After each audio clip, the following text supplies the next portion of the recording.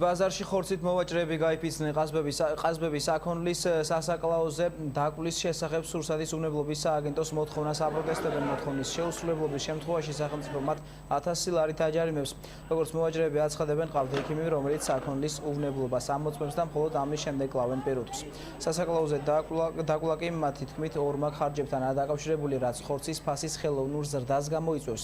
აქციის მონაწილეების განცხადებით, იმ შემთხვევაში თუ ყაზბების მოთხოვნა არ დაკმაყოფილდება, გაფიცვას გააგრძელებენ და ზუგდიდის ბაზარში ხორცი აღარ გაიყიდება.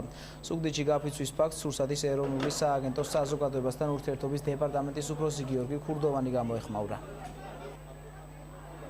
ჩვენა გავაგრძელებთ ჩვენ ყავს ჩვენი ექიმი 4-5 კაცი შეგროვდება თითოეულ იმაში დასაკლავ ადგილებში და იქ შეამოწმებს ჩვენი ექიმი და შემოვიტანთ გასინჯავს. სააგენტო არ დაუშვებს სასაკლაოს გვერდით ავლის ხორცის გაყიდვას მარკეტებში, ბაზარში. ეს არის ყოველდღე დაუშვებელი, იმიტომ რომ ერთ სამხარეს დგას მოსახლეობის სიცოცხლე და ჯანმრთელობა, მეორე მხარეს კი 30-ამდე ადამიანის ბიზნეს ინტერესები. ამიტომ ჩვენ ამ პოლიტიკას გავატარებთ ბოლომდე, ეს არ იქნება კამპანიური ხასიათის, ეს იქნება მუდმივი და პერმანენტული.